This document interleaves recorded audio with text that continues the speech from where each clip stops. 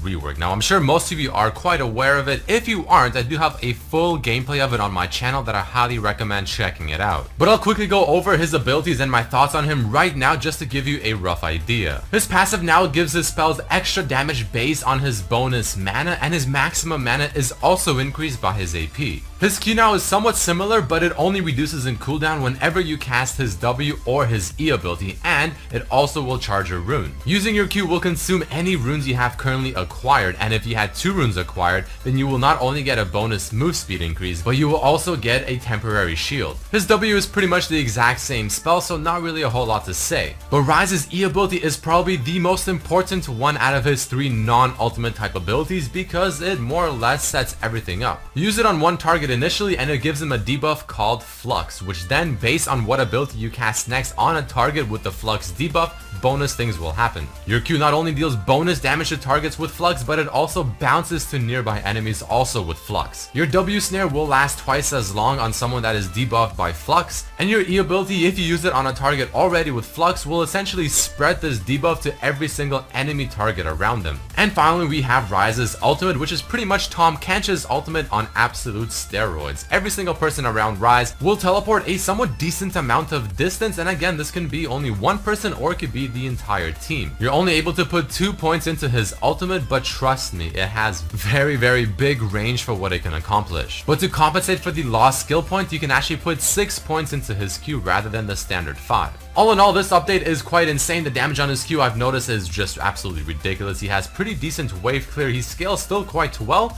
and this ultimate is just absolutely ridiculous. I mean, the amount of things you can accomplish with it is going to make things very interesting to see how it plays out and how the professional players use it. All in all, definitely feels a little bit OP. But next, let's jump into some of the changes happening to the current champions we already know and love and maybe even hate. First up, we have Azir. Now, Azir has been known to be one of the most dominant mid laners in the entire game for a very long time, even though he's consistently received nerfs after nerfs. Well, it seems like Riot is back at it again by reducing the amount of vision you get from putting down a soldier to 350 from 575. Not the biggest thing in the entire world, but it is kind of useful to use the soldier to scout every now and then. Following this, they're also nerfing how the soldier's damage curve is adjusted. Now, in terms of how much damage you'll do at level 18 is the exact same, but the process of actually getting there is just a little more awkward. Easiest way to think about it is now you'll be pretty much doing less damage with the soldier across the board up until you hit level 18 once again. Not gonna lie, it kind of sucks to see them still consistently nerf Azir. I mean, he's definitely not an OP champion, his win rates aren't anything crazy. This is 100% solely focused on competitive play. Now, the nerfs aren't the worst thing in the entire world, but I mean, nerfing a champion that's not OP and takes a lot of skill to use effectively just kind of sucks. Hopefully this will be the last time Riot touches Azir in a very negative way. But let's next talk about Leona, who's receiving some very interesting changes this patch. Now, Leona is known to be one of the better supports at the very moment because she sort of came out of nowhere and just suddenly became really dominant and overall just a monster in the support role, so Riot is already taking a look at her. But here's what's happening to her. The passive damage has been lowered, the damage on her Q and her W has also been lowered, but to compensate just a bit, the cooldown on her Q has also been lowered so you can at least use it a bit more often. So looking at this alone makes it seem like Riot is trying to make Leona more of a utility type support champion, where she's more focused on actually locking down the target rather than also being able to deal a lot of damage. But then we look at the ultimate and things get a little bit more interesting. So first of all, just like every other ability, the damage on her ultimate has been decreased by 50 at level 1 and a total of 100 at level 3. But the cool thing is the fact that she now has a completely new effect on her ultimate called Incandescence. And here's what it does. After using your ultimate, her next auto attacks, whether it's 3, 4, or 5 rank 1, rank 2, rank 3 ultimate, will be doing not only bonus damage, but they'll also be getting an increase of 100 range. So that already sounds pretty damn sweet. I mean, it gives Leona a lot of extra potential to do a lot of bonus damage as well whenever just really going in for that full damage combo. It's making me think maybe AP Leona might slowly become a thing. But there's still one more thing to talk about. Because now Leona, apparently with this buff on her ultimate, will also be able to apply her own passive, which really is quite interesting. All in all, I mean, is this a nerf or is this a buff? It's a little bit hard to tell. I would just call it a change. It's neither really a nerf or a buff. It'll just sort of alter her playstyle by just a little bit. I mean, yeah, her laning phase power obviously went down. She won't have as much damage. But with this new ultimate's effect and the power that it can offer and the overall burst damage it can now give to her, it's pretty damn sweet. And I am very curious to see if Leona will be played in other roles. But let's move on to the next big change coming to patch 6.14, and this one is going to be about Poppy. So Poppy has been one of the most annoying champions for a very long time, but after several nerfs, she kind of fell off the face of the planet. You've never really seen her too frequently, or at least I haven't. But this right here might make things a little bit different. The cooldown on her passive has been reduced at the lower levels, but on top of this, her passive will now offer her more shield whenever she actually picks up the shield on the ground.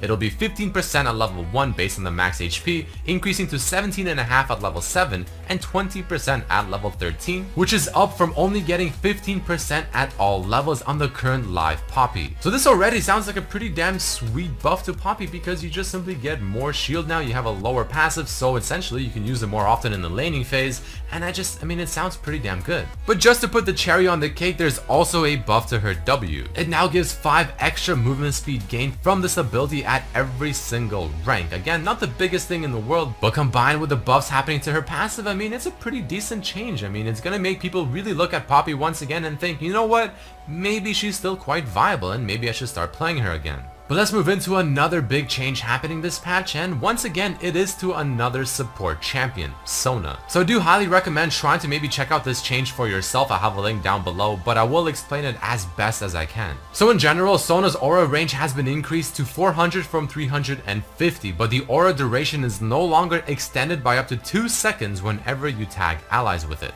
Her power chord, which is her passive, has been increased in terms of damage by quite a decent amount. And if you ever use your power chord with the W, the target now will actually deal 25% less damage for 3 seconds rather than 20. It'll now have an increase in AP scaling, and using this on an enemy champion will also make them shrink, which shows that they do have the debuff currently on them. Her Q ability's damage for the active effect has been lowered by 40 at rank 5, which is quite a little bit of damage. Which overall does make a little bit of sense because Sona's power in the laning phase in terms of just damage output has always been a little bit too high. So it does seem like Riot finally agrees with this, but to make up for this, the healing that she can now offer in the laning phase has been also increased. Because now at rank 5 it'll heal for 30 additional HP, the AP ratio has been increased to 0.25 from 0.2, the shield base value has been increased by 15 at rank 5, the AP ratio of the shield has also been increased to 0.3 from 0.2, but unfortunately the heal will no longer be increased based on the target's missing HP.